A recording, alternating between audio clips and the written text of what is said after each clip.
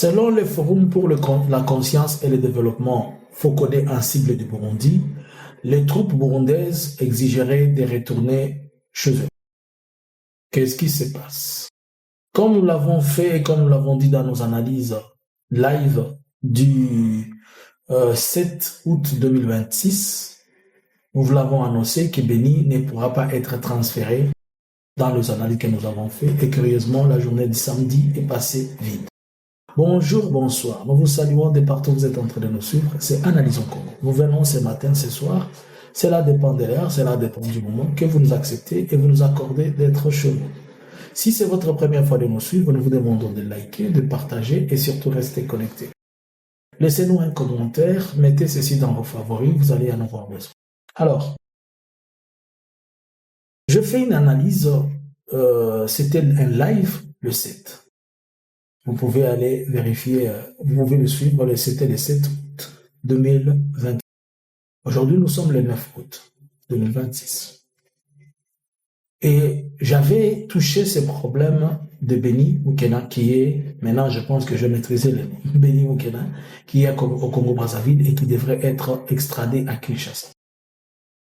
Je dis, je ne crois pas qu'il sera extradé le samedi. Je l'ai dit le vendredi. Puisque tout le monde s'attendait à ce qu'il puisse être extradé à Kinshasa, la partie de Congo-Brazza pour aller à Kinshasa. Mais moi, je dis, je ne crois pas qu'il pourra être renvoyé à Kinshasa. Et je vous ai donné plusieurs raisons. Premièrement, sur le point juridique, vu que la RDC avait autorisé la peine de mort, et que dans les contextes de sa situation, il court à la peine de mort une fois s'il est à Kinshasa, cela sous-entend que, arrivé là-bas, il va être condamné à mort. Et un pays ne peut pas envoyer une personne dans ce contexte, dans ce sens, pour qu'il soit exécuté. Et je vous ai dit que l'expérience nous montre que Pierre Moulélé avait quitté Congo-Brazza et il a été envoyé à Kinshasa, il a été tué. Donc, d'une manière ou d'une autre, on peut se référer à cette brèche-là. Segundo, je vous ai montré que ces problèmes, vous êtes en train de les prendre à la légère et superficiellement, mais ça ne va pas seulement constituer de personnes indexées, mais ça constitue tout le système de Félix qui est indexé, disant qu'il y a un système de criminels. Et si de loin ou de près, nous le mettons en conditionnel, comme on est en train de parler de Boudimbo dans cette situation, il y a risque que ça touche les couples présidentiels. Et en touchant les couples présidentiels, ça peut créer un problème de divorce entre Félix et sa femme. Et les gens ne sont pas en train de prendre ça dans ce sens.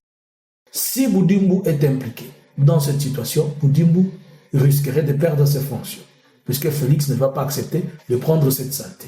Et si Boudimbo n'est pas seul, c'est-à-dire toute la chaîne. Et si Boudimbo est impliqué d'une manière ou d'une autre, ça va remonter sur la première dame.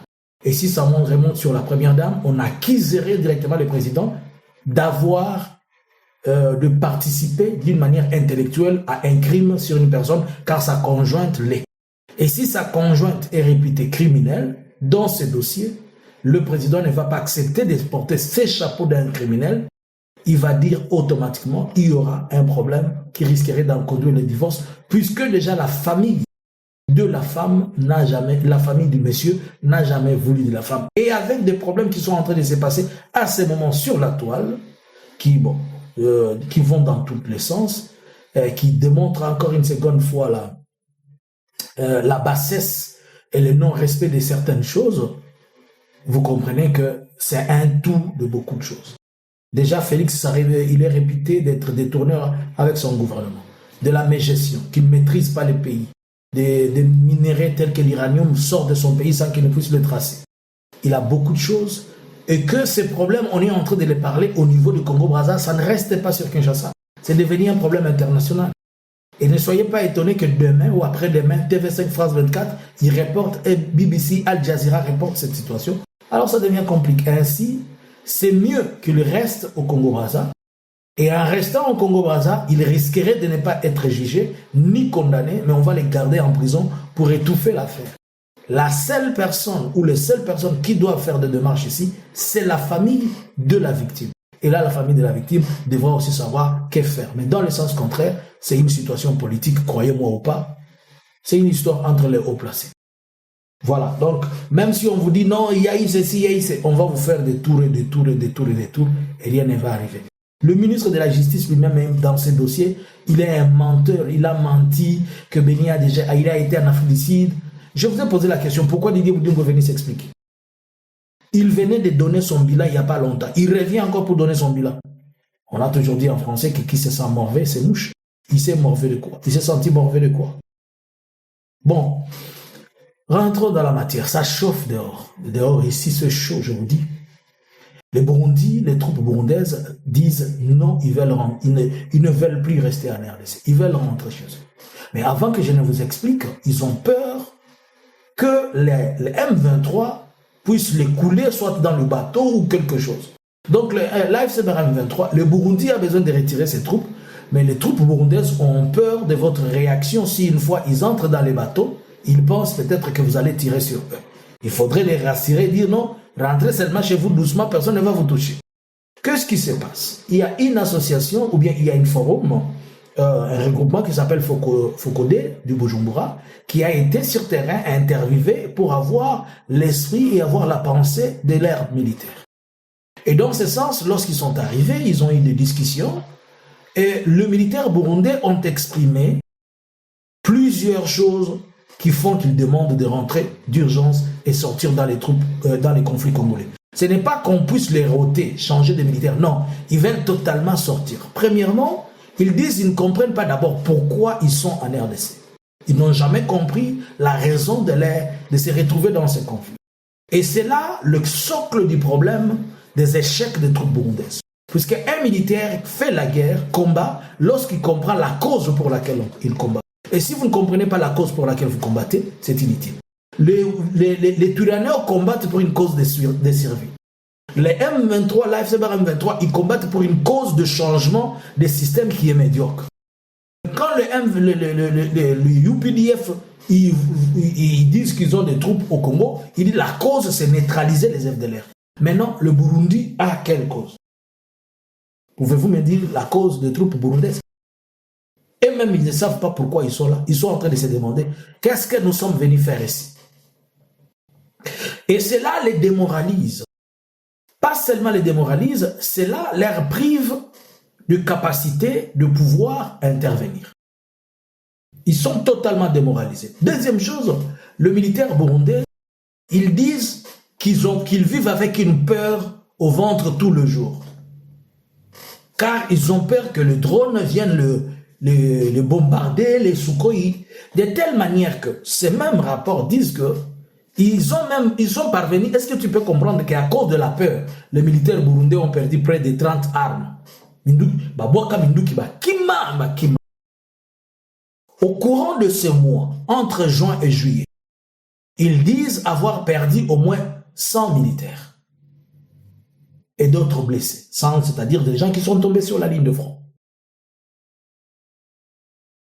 Autre raison, le Burundi déclare ne pas avoir l'équipement, j'en ai parlé, ne pas avoir l'équipement adéquat à combattre ceux qui font la guerre, c'est-à-dire l'AFC M23, les Turaniens, et les drones que le Burundi possède n'est pas à la hauteur. Mais moi, je me t'ai posé la question. Les drones de la FARDC là, après la base de Kisangani, et la base qu'on avait déménagée à Kamina, mais c'était, il y avait aussi une autre base à Bujumbura. Où sont partis les drones là? Ce sont les drones qu'on a abattus ou comment? Il y a une fausse rumeur qui est relayée par l'IDPS là. Oh, l'armée américaine est arrivée au Burundi. Oh, il n'y a pas d'armée américaine au Burundi. Il n'y a pas. Oh, Soki Blackwater, il n'y a pas. Botika komi konsolaka na luta. C'est-à-dire Moutou, ayebi keza lukuta, mais alobi pona ko se consoler, ye moko ami lobi. Eza lokola, ozana mbongo te, omiri bimbongo na lobi, nazaki na mbongo na poche ba ibinga. Mais oyebi kozala eloko pona ko se consoler, c'est ce qu'ils font. Ils sont en train de se consoler. Il n'y a aucun militaire qui est venu pour le compte de leurs histoires de militaires américains. À un certain moment, je pose la question, comment vous réfléchissez en perdant la tête? Qu'est-ce que vous représentez pour que les Américains viennent faire la guerre pour vous? Oh non, vous les avez donné des sous-sols. Vous n'avez pas donné les sous-sols aux militaires américains. Si votre Félix ne vous a pas expliqué, en temps, je vais vous faire expliquer ce qui s'est passé. Félix est parti signer les accords avec les Américains, c'est-à-dire le gouvernement des États-Unis va autoriser les entreprises américaines à venir exploiter les minerais au Congo. C'est comme les Chinois qui sont en train d'exploiter. Pour venir exploiter, est-ce qu'ils ont besoin des militaires, venir faire la guerre? On a seulement dit qu'il faut améliorer le système sécuritaire, c'est-à-dire il faut avoir une police de mines bien assurée, il faut avoir des unités peut-être spéciales pour sécuriser. Mais les Américains ne vont pas venir pour extraire les minéraux, ils doivent venir avec les militaires. C'est une violation. Qu'est-ce que vous ne comprenez pas? Qu'est-ce qu'on ne vous a pas expliqué? La RDC, c'est un État souverain. Alors, si vous dites que les Américains vont venir chez vous, reconnaissez que vous avez vendu votre souveraineté. Vous n'êtes plus souverain. Si les Américains vont venir combattre chez vous, reconnaissez que vous n'avez pas une armée. Si vous n'avez pas une armée, formez une armée. Qu'est-ce que vous avez entendu pendant 7 ans pour former une armée? Vous avez trouvé une armée qui était à la 8e position. Qu'est-ce que vous avez fait? Ce n'est pas vous-même qui avez crié ici que vous avez trouvé une armée bien formée et structurée. Je reviens sur la question du Burundi. Et c'est comme ça, maintenant, il y a un problème au Burundi. 3 institutions ou bien 3 forces sont en train de se battre. Le président Ndayishimiye est favorable pour que les troupes restent en RDC. Ça, c'est la première des choses. Deuxième des choses. Les secrétaires du parti CNDD-FDD, c'est-à-dire Révérien Ndikurio, cela équivaut au Kabuya, pour comprendre, au Kabuya ou bien au Mbata, cela revient au Mbata du Burundi. Il est favorable pour que les troupes quittent le pays. La troisième personne, c'est le chef d'état-major de l'armée burundaise. Lui aussi, le général veut que ces troupes quittent le territoire congolais et qu'ils reviennent au Burundi. Cependant, le président ne veut pas qu'il rentre. Pourquoi le président ne veut pas qu'il rentre? Puisque le président vise l'argent. Et les troupes maintenant sont en train de dire que leur président les a sacrifiés à cause de la facture ou bien à cause de l'argent que la RDC est en train de les payer. Ça, c'est un. De deux, le chef d'état-major de l'armée burundaise, il continue à dire que ces troupes restant là-bas, ça va continuer à leur causer la honte, ça va continuer à se faire humilier, et lors de l'avancée probable, ils ne sauront pas où ils vont aller. Cinquième chose, si j'ai bien classé, excusez-moi, les troupes burundaises n'ont pas eu il n'y a pas de victoire enregistrée à leur nom depuis ces opérations, depuis 2021-2022 en RDC. Ils préfèrent qu'on retire leurs troupes et qu'on puisse les envoyer ailleurs, au lieu de rester en RDC, car ça continue à créer une histoire de honte. Par ailleurs, la même organisation burundaise, aujourd'hui, elle est en train de condamner le Burundi, disant à Ndayishimiye, tu ne devrais pas mettre tes pieds dans ce conflit congolais, tu devrais faire une chose, rester un médiateur ou au milieu. Et en acceptant de mettre tes pieds aujourd'hui dans ce conflit, tu as fait perdre une lettre de noblesse à la République burundaise. Alors, quel peut être le probable scénario ou bien les conséquences au cas où les troupes burundaises y plient bagages? Ils vont, puisque la pression, c'est pas la pression, d'abord eux-mêmes, le militaire, ne sont plus prêts à combattre. Même si on amenait d'autres mouvements, on faisait le mouvement, les rotations, non. Tout le monde vient, ils ont la peur au ventre, ils ne veulent pas, ils ne sont pas motivés, tout ça. C'est très fort. Ne manquez pas au live de ce soir à 21h, comme d'habitude. Au cas où le Burundi retirait ses troupes du Sud Kivu, ça ne sera pas seulement des Baraka, ça va être du Sud Kivu. Partout ils sont déployés. Dans les Fizi, dans les Chabunda, dans les Mwenga et ailleurs. En retirant ces troupes, Première conséquence, il va y avoir un vide dans ces zones. En ayant le vide dans ces zones, qui vont les remplacer? La FRDC. La FRDC a toujours ce problème avec les effectifs fantômes. Est-ce que Félix va faire recours à la SADC pour que les troupes de la SADC ne viennent plus? Depuis la chute de Goma, les troupes de la SADC participent en conseil ou bien ils viennent en 10, 20, comme les troupes sud-africaines qui sont là-bas. C'est peut-être 5 militaires ou 6 militaires pour monter l'artillerie, pour faire ceci. Personne ne va encore déployer de 2000 militaires aller au front.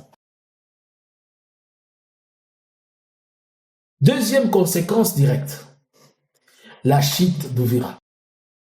Puisque après que les troupes burundaises quittent, les vides qui vont laisser à Uvira, les Wazalendo et les FARDC ne seront pas en mesure de pouvoir le couvrir.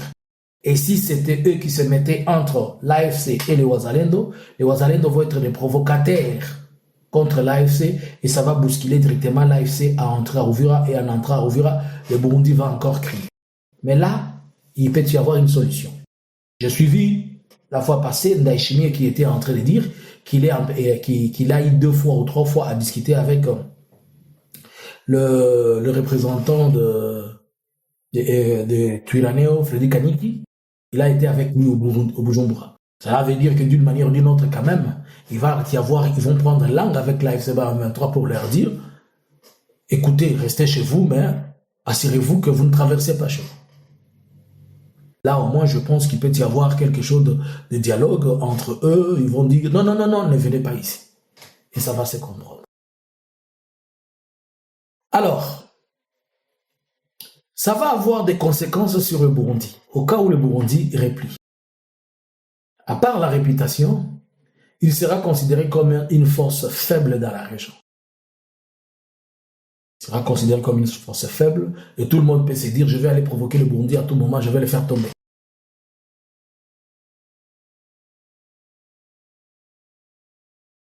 Félix va manquer d'alliés. Mais il va s'ouvrir un risque d'un conflit encore entre le Burundi et la RDC. Et le Burundi peut se rallier à l'AFC Barème 23 pour venir attaquer le Congo pour une autre cause. Laquelle? Puisque si le Burundi rentre comme ça, Félix aura du mal à payer la facture du Burundi. Il leur dira, vous n'avez pas travaillé, vous n'avez pas fini mon job, I don't pay you guys. Et s'il dit, il ne va pas les payer, le Burundi va chercher à recouvrer son argent par la force. Et si donc il y a facilité que le Burundi fasse une alliance avec ceux qui sont à la porte, l'AFC Barème 23, en changeant les clauses, il dit, je fais la guerre avec vous, je viens aussi faire payer mon argent. Là, ça va être une autre chose. Alors, c'est pour dire qu'il y a un risque d'un grand poteau-poteau, du mélange entre les sucres et la farine, pour que ça crée quelque chose d'autre, au cas où cette situation n'est pas très bien contrôlée et maîtrisée.